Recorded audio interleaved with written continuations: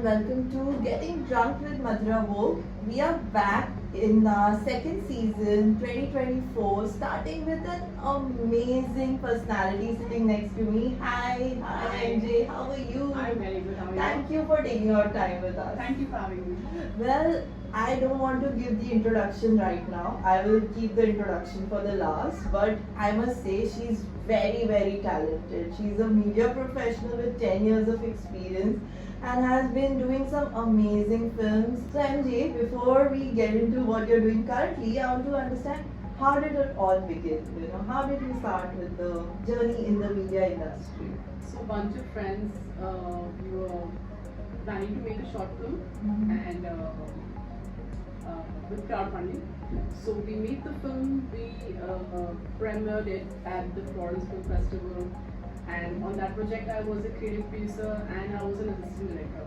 So, that's how the journey started, and then I never looked back. So, MJ, you've been part of some amazing international projects. Would you like to walk us through which were those and are they different from the Bollywood ones, and how's your experience been like? Yeah, so when I was an assistant director, I did get a chance to work on a couple of international projects as well. One being a UK series called Next of Kin, where we had an ensemble cast with Naveen Chaudhary, Jacqueline Court, Shabana Hazmi, and Justin Chadwick was the director for that one. And when they had come to India to shoot the India bits, that was when I was part of it, and it was a great experience working on that project. And the second one being Vanguard. Jackie Chan has been my childhood hero, my superhero. I have watched all his films, so when the opportunity came to be insisted on that, I jumped on it. I don't care about the money, I don't care about anything, I don't care about the credit. I want to do this film, I want to see him in flesh, and it was a big eye for me. And it was a beautiful experience working on that project, And when you ask how different it is, so I'll tell you my experience on Vanguard, right? So you must have heard people, how stars, they do tantrums and AC nahi hai, ye nahi hai, wo nahi hai, and the works. Yeah, they are like fashionably late, couple of hours, and those sets of people are waiting. You won't believe we were shooting in 50 degrees in Jaisalmer, okay? 50 degrees, and the amazing Jackie Chan was sitting on the streets without a fan, without a vanity. Wow. And so was the director, Stanley Docky. Such a humble human being, learned so much just watching them, such a great experience.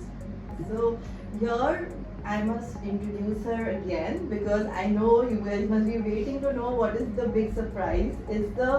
This lady has been winning some interesting awards, the Rome Film Festival Award, right, for her short film recently, which is The Blue Helmet, right?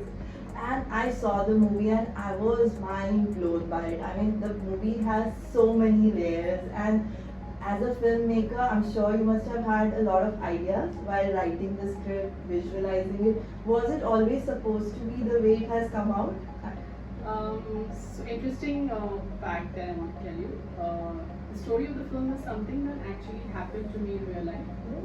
So I was on a late night drive with my brothers, and there was a bike which skid in front of us and actually hit our car.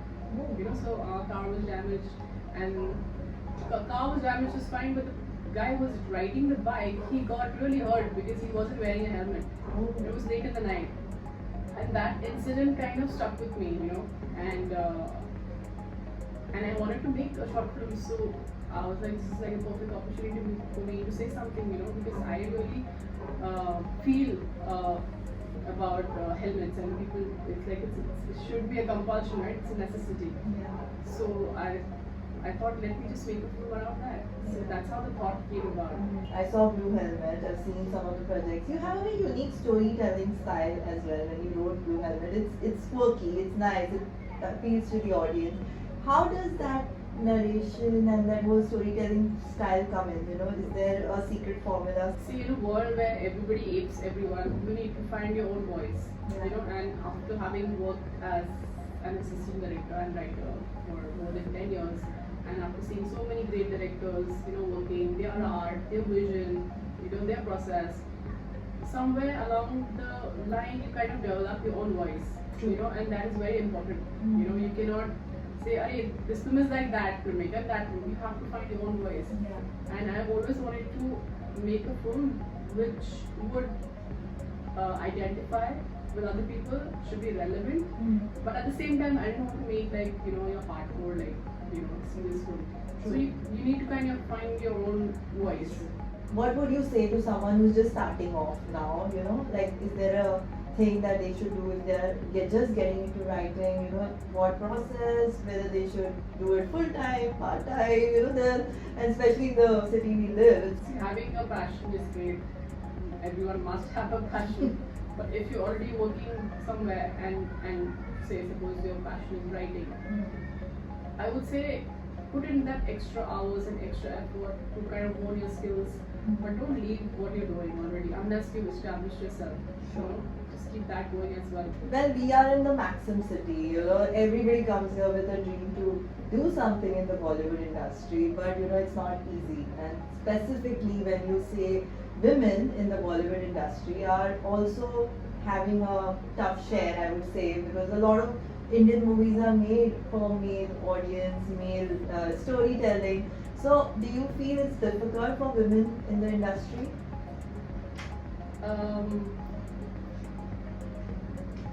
It shouldn't be. Let me just put it like that.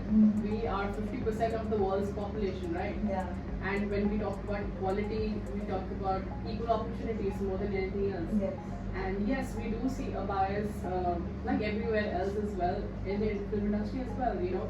I have been pitching my own scripts for the past year and a half, and yes, I do see a bias.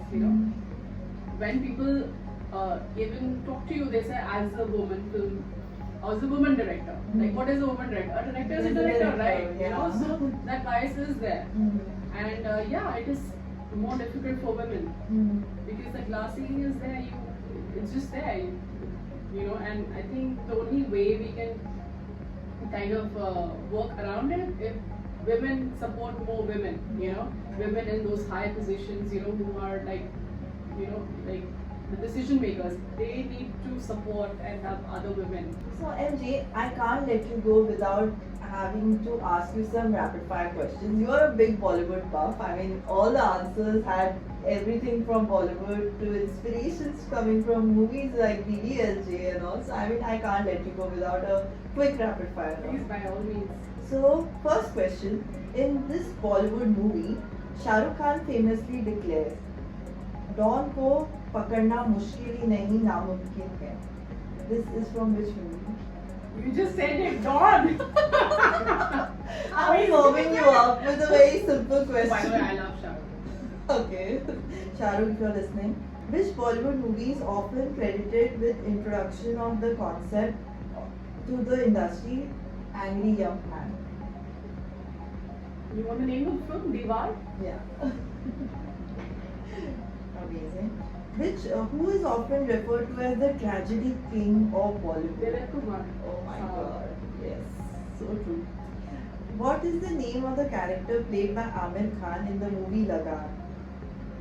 Bhuvan.